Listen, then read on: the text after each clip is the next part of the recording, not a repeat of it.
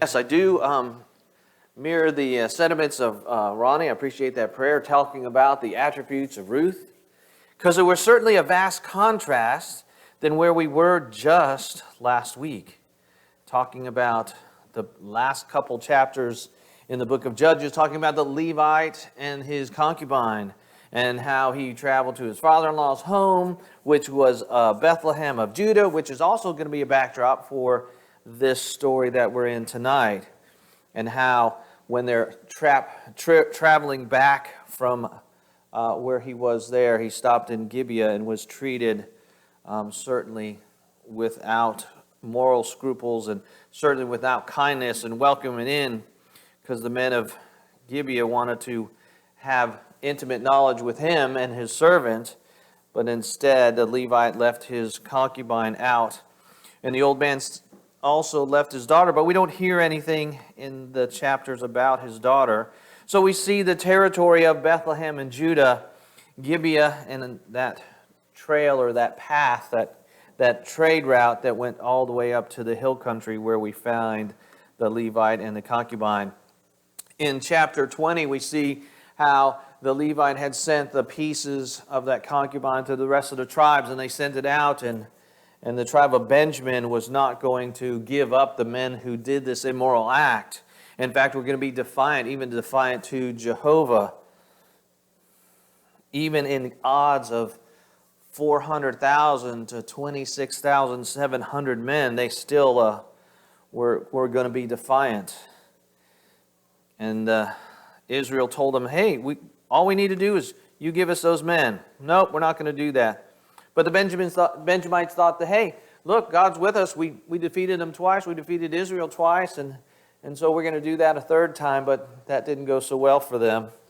And they were down to a small remnant of only 600 that fled away from where they were out into some caves to be away from utter destruction in Rimmon. And then, of course, in the last chapter of the book of Judges, how all the rest of Israel were angered at Benjamin. So we're going to take this oath. None of our wives or none of our daughters or any of our female spouses or family are going to be given to the tribe of Benjamin to be wives. And they thought they did that hastily, because later they grieved their brothers and they thought, how can we get wives for this remnant? We don't want to be without a tribe. We don't want to see the nation of Israel without one of its tribes, even if they were immoral at the time. So they looked for some way to help them out, and they went back to Jabesh Gilead and destroyed them because they didn't come to the meeting that everybody was required to do. And so they took 400 of the virgins from that town and gave them to the men of Benjamin. But there were still a few left, and they still needed to help them out. So they said, hey, do this. You know, when there's this big shindig where the young virgins would come out and dance, and go ahead and take what's left over. And if the sons or their brothers or their fathers came and complained, we we would make it all right and smooth things over. So we were talking about mostly on the other side of the Jordan, but Jabesh Gilead was on the other side of the Jordan, just to get our perspective of where we were at that time. And so the last two stories in the book of Judges showed how corrupt, how immoral they were, because in those days Israel had no king. And everybody in the last verse did as he saw fit.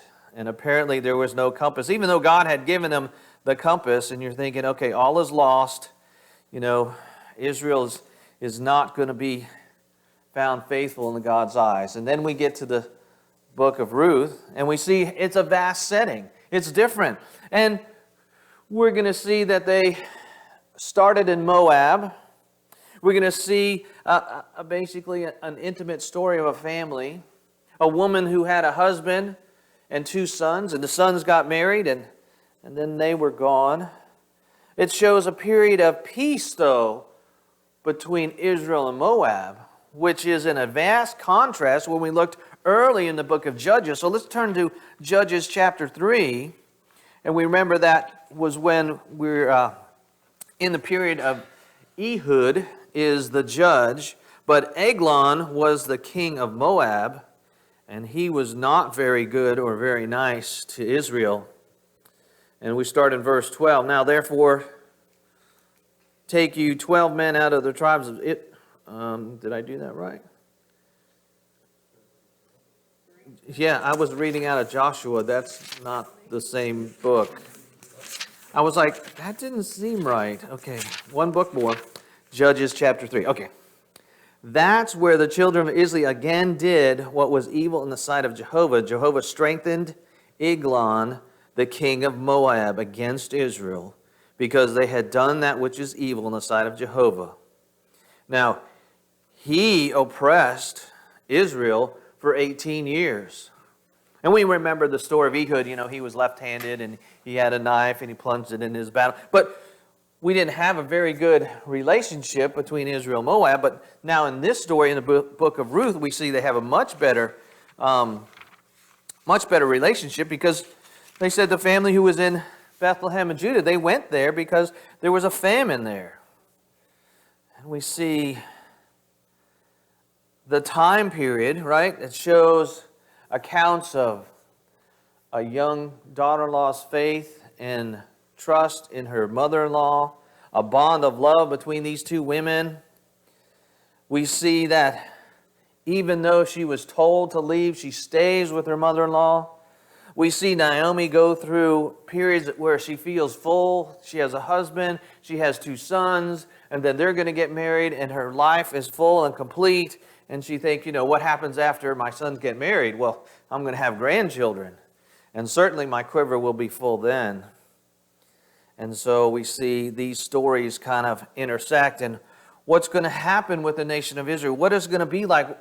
We see these other things of rash and immoral people, but there is still hope for the nation of Israel, because they do have people that are still doing what God asked, still acting like that toward each other, and showing selfless devotion in the part of Ruth toward Naomi.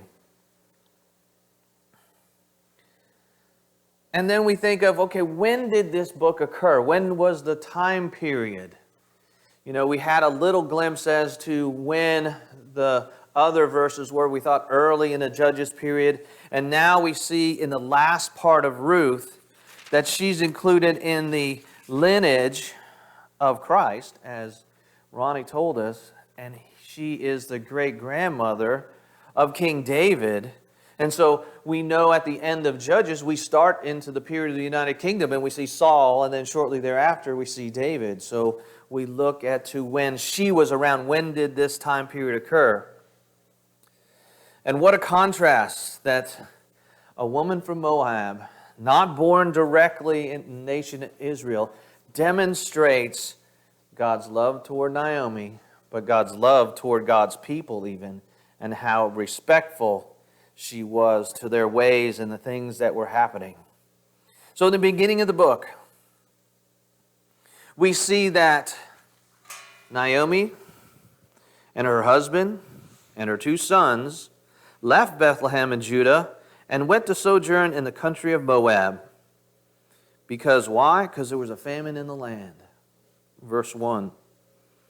And then the man, his name is Elimelech, the name of his wife Naomi, and their 2 sons.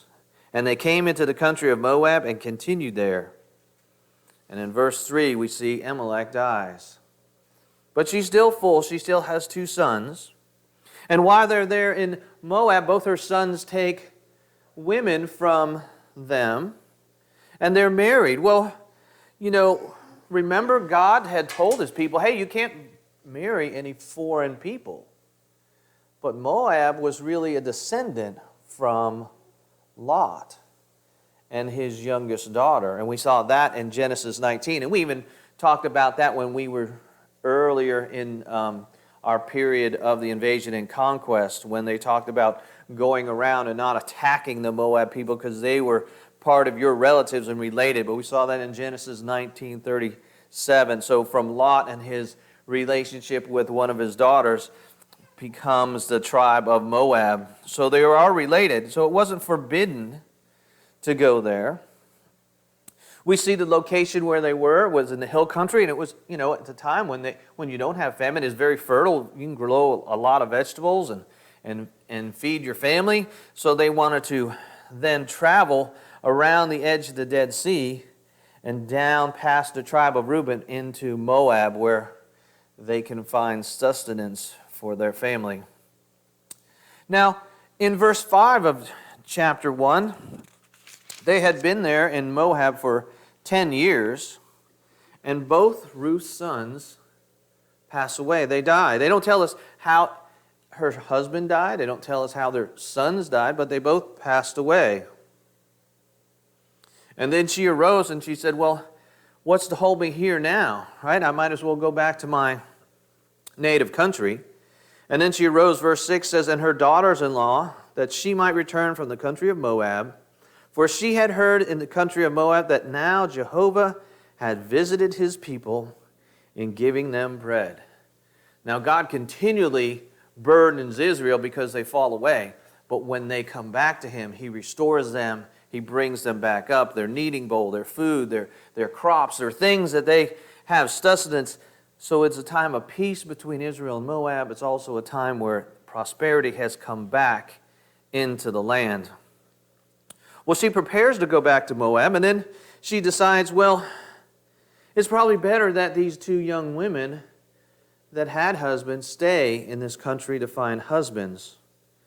And she said to her 2 daughters-in-law, go, return each of you to your mother's house. Jehovah deal kindly with you as he have dealt with the dead and with me. So she obviously thought both of them were very good wives to their sons.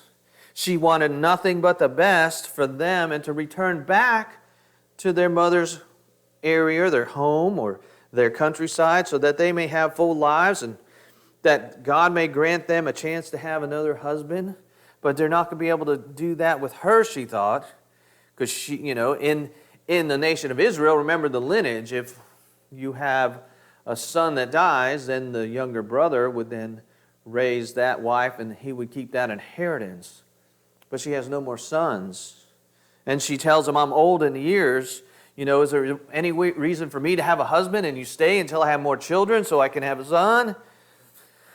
You should go home. You should go to your family. And Naomi in verse 11 turned again, my daughters, why will you go with me? Yet I have sons in my womb that may be your husbands.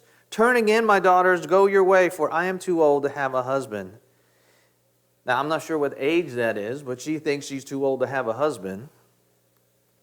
If I should say I have hope, if I should even have a husband tonight, and should also bear sons, would you therefore tarry with me till they're grown? So you need to leave. I have no reason for you to come with me now.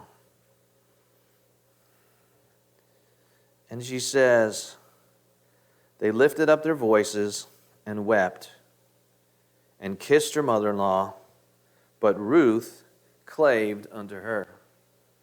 Ruth stayed. Ruth wanted to show her devotion. You've been with me. You've been my mother-in-law. You are my family. Where you go, I go. And you think of that mother-in-law role, and I keep thinking back to my mother-in-law, how gracious she was to me, and patient and nurturing. And Ruth wanted to be that and be part of that. Because we didn't know what the future was going to hold. We had no idea. They're going to go back to Bethlehem. She has no idea what's going to happen with her. She's not really in the nation of Israel, but she tells Naomi, hey, your people are my people. Your God is my God.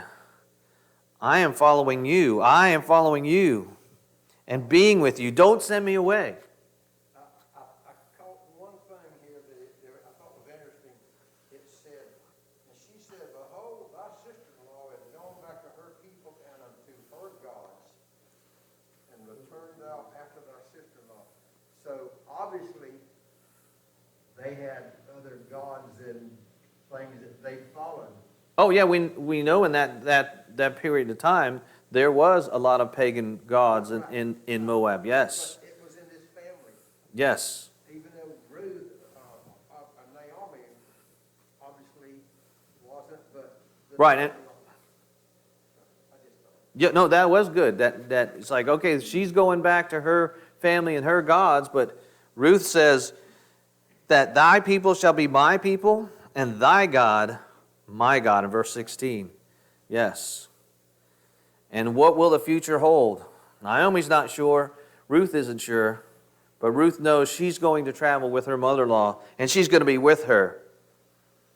So the two went out, and they came to Bethlehem. Remember where Bethlehem was. It was up and around, the Dead Sea. So they didn't have necessarily an easy travel, and it wasn't going to be just a day travel. It's going to take a little bit of time on foot. And when the two went until they came to Bethlehem, verse 19, they were come into Bethlehem, that all the city was moved about them. And the women said, is this Naomi? So they did recognize her. It had been a while. She said it had been 10 years since her sons died. It's been a while since she'd been gone. But the whole town of Bethlehem knew Naomi, recognized her. Is this Naomi? Well, she didn't want to be known as Naomi anymore. She thought she was afflicted. God was against her. Jehovah was against her. She thought. And she wanted to be called? Yeah. For the Almighty hath dealt very bitterly with me. But we'll find at the end of the book, she has a different tune at the end when she holds her grandchild. And she believes that Jehovah had afflicted her. But now here she is, because she says, I went out full. I had a husband, I had 2 sons, and Jehovah hath brought me back again empty. Why shall ye call me Naomi, seeing Jehovah hath testified against me, and the Almighty hath afflicted me? So Naomi returned, and Ruth the Moabitess, her daughter-in-law, with her, who returned out of the country, out of Moab, and they came to Bethlehem in the beginning of the barley harvest. Remember when they did the invasion and conquest, every tribe, every clan, every family had their inheritance. So even though they were gone from the country, they still had their inheritance in that town. So even though her husband wasn't there, she still had a claim. She still had an inheritance. She still had a place to go to. Now, some of the titles in some of your books say Ruth meets Boaz. But as we follow the story, it seems Boaz sees Ruth first. Who is that woman? Right. I need to inquire of that. Right? It's a time of the barley harvest. A time of plentiful things. We know that God was blessing them at the time because they had an abundance. And when they had an abundance, they were told certain things to do. Let's turn back to Leviticus chapter 19. Verses 9 and 10, and tells them about the landowners, what they should do when they have abundance and when they were harvesting. So chapter 19, verses 9 and 10. And when ye reap the harvest of your land, thou shalt not wholly reap the corners of thy field, neither shalt thou gather the gleaning of thy harvest, and thou shalt not glean in thy vineyard, thou shalt gather the fallen fruit of the vineyard. Thou shalt leave them for the poor and for the sojourner. I am Jehovah your God. So they are still following God's practices, even in Leviticus 23:22, it restates that same thing, that they were supposed to leave the things that gather those. If they fall out of your hands or your group, those are left on the ground. Leave those open for people that are traveling and those that don't have land of their own, the poor. And when ye reap the harvest of your land, thou shalt not wholly reap the corners of thy field. Neither shalt thou gather the gleaning of thy harvest. Thou shalt leave them for the poor and for the sojourner. I, Jehovah, am your God. And it also restates the same fact in Deuteronomy. So Ruth was there at the time of the harvest. She went to this particular field. Now, we think things of our life and our past of our life, somehow we get directed in certain things. How did I go from Fort Lauderdale to Tallahassee and work at a hospital and met this woman who was a nurse working in the hospital? Stephen Clarity, this woman. How does God somehow direct our feet and chances? Because this was a chance. You know, Ruth wasn't told to go to this field. She just happened to go to this field. It happened to be Boaz's field. She started working because she knew, hey, I have to provide for me and my mother-in-law for food. We don't have, a vineyard and workers and stuff, so we have to do that. So we think of God's hand and how, in verse 3, and she went and came and gleaned in the field after the reapers. And her hap was to light on the portion of field belonging unto Boaz, who was of the family of Amalek. And who was Amalek again? That was Naomi's husband, right? So a kinsman in some text. Some say near kinsman in other verses as we go. But he was a relation to them. She had no idea who that relation was. She had no idea. But she was there gleaning the field. And then in verse 4, Boaz, who is the landowner, behold and saw those who were reaping, and he says, what? Jehovah be with you. God be with you. Blessed be to you. And they answered him, Jehovah bless thee. So obviously they had enough left over to take to their families. He had enough abundance that he could harvest that and get money from that and support his family as well. And then Boaz sees this woman. Like I said, some of the texts say Ruth meets Boaz. Boaz said, who's that woman? Who's that woman? I haven't seen her in the town before. She seems to be very busy at work. And one of the servants said, oh, she came with Naomi from Moab. And she's been out here working. She's been very diligent. And she said, let me glean, I pray you, and gather after the reapers, in verse 7, among the sheaves. So she came forth, and hath continued even in the morning until now, save that she tarried a little in the house. So she's been working from early morning until this time now. They don't tell us what time of the day, but it's obviously after probably a noontime meal or a mealtime where they had a rest period. And the servants were like, she's a worker. Boaz was very interested to find out who she was and be introduced. And Boaz makes provisions then. And then Boaz turned to Ruth and said, hearest thou not, my daughter? Go not to glean in another field. Neither pass from hence, but abide here fast by my maidens. Let thine eyes be on the field, that they do reap. And go thou after them. Have I not charged the young men that they shall not touch thee? So you're going to be made sure that you can glean in my fields. We're going to watch over you. I'm going to make sure the young men know and understand that you're here and you can do that. And how did she react to Boaz's kindness? In verse 10, she humbled herself. She said, thank you very much. She showed respect to his kindness. So he showed kindness to her, and she showed reverence and kindness to him. Because he could certainly have said, hey, you're not coming here anymore. You're not part of our tribe. You're not part of the Israel nation. You're an outsider. but he made sure that she was treated and also watched over and made sure, okay, I heard you're helping to make sure you get food for Naomi and yourself. You're not just doing this for you. And verse 11 and 12, Boaz answered and said unto them, It hath fully been shown me all that thou hast done unto thy mother-in-law since the death of thy husband, and how thou hast left thy father and thy mother and the land by their nativity, and art come unto a people that thou knowest not. Jehovah recompense thy work, and a full reward be given thee of Jehovah, the God of Israel, under whose wings thou art come to take refuge. And that kind of goes back to the New Testament. Remember when Jesus had told them that he wanted to be like the mother hen, right? And protect his people. In Matthew 23, verse 37, it talks about, hey, as a mother hen would gather her chicks, I want to spread my wings and cover you. Boaz says the same thing. God wants to protect you. You have shown kindness. You have shown respect.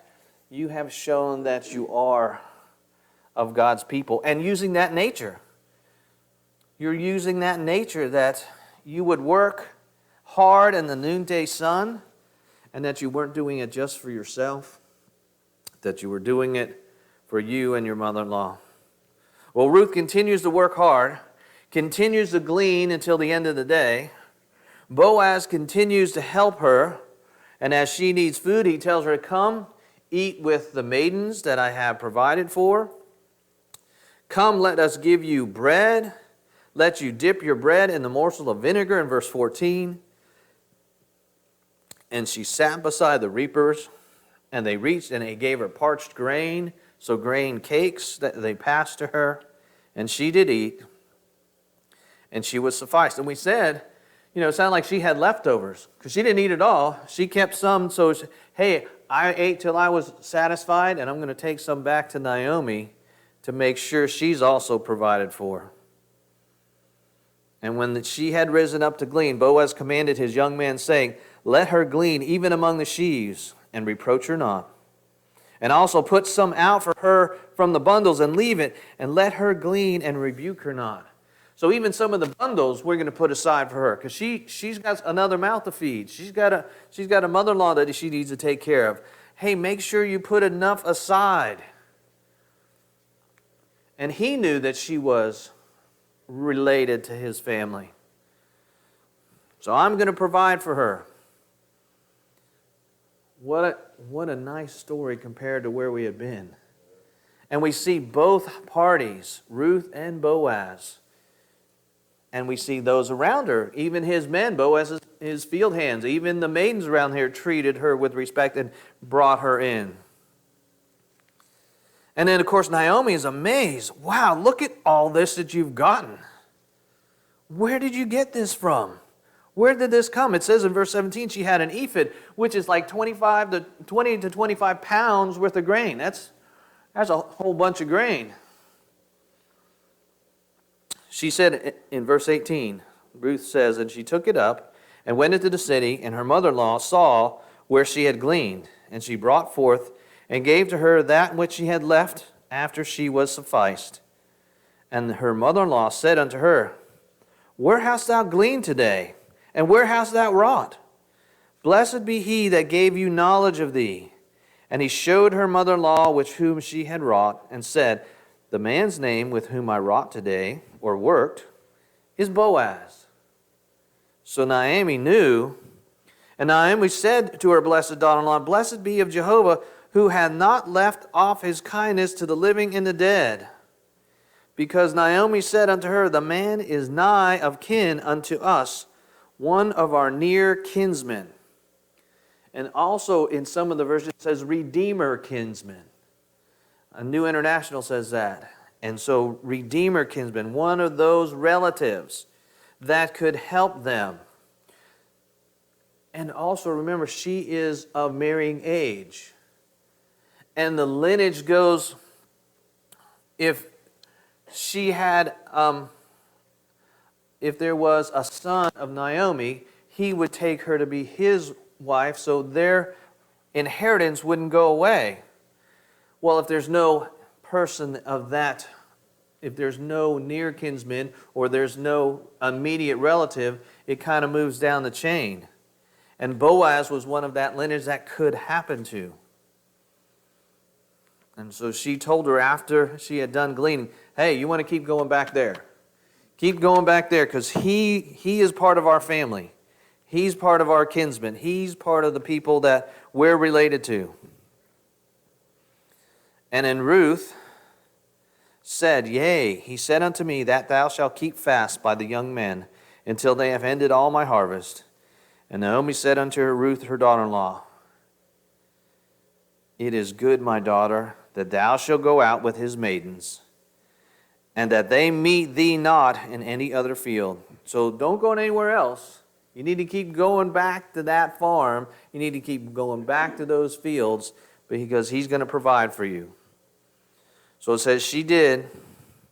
She kept fast by the maidens of Boaz to glean until the end of the barley harvest and of the wheat harvest, and she dwelt with her mother-in-law. And so we talked about the near kinsman and the rules of that. And let's turn to Numbers 27. Numbers 27, verses 9 through 11.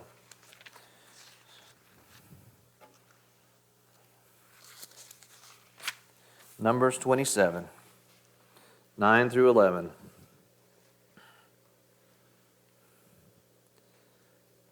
Let's move up to verse 8. And thou shalt speak unto the children of Israel, saying, if a man die and have no son, then he shall cause an inheritance to pass unto his daughter.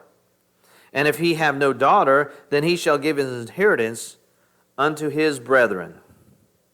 Does anybody else have relative or kinsmen besides brethren? And if ye have no brethren, then ye shall give his inheritance unto his father's brethren. And if his father have no brethren, then ye shall give his inheritance unto his kinsmen. And that he is next to him of his family, and he shall possess it. And it shall be unto the children of Israel a statute and an ordinance, as Jehovah commanded Moses. So we're at this point where we found Ruth with her mother-in-law, traveled from Moab, left her mother and father and the gods of Moab to be with Naomi, coming back to Bethlehem, where she was not sure how it was going to go or what the future held. By happenstance or God's providence, she was guided into Boaz's field. She was able to get enough to sustain her and Naomi. Boaz then showed kindness unto her, and she also showed kindness and respect back to him, that he wanted her to continue gleaning in his field, and he made sure provisions were made that she could get that extra provisions. Naomi was glad that that was part of the kinsmen. We see that we have the nation of Israel following the rules that Jehovah had said. He had told them, if you have plenty, then you should make sure plenty is left over, or those that are in need can have some. And so we see all the rules are lessons we can take away from it. God will change someone's heart. God will leave a path if we're following Him and dedicated our lives to Him. Naomi said she came back in despair because God was against him. But things fell into play where Ruth found Boaz's fields. Boaz was a relative of theirs, where he could then take care of Ruth. And Ruth continued on as we follow the story. Next week we're going to go into Ruth chapters 3 and 4. We're not going to cover it. We're going to take that break tonight. But we see what wonderful lessons of the natural caring, the love that was shown for Ruth toward her mother-in-law Naomi.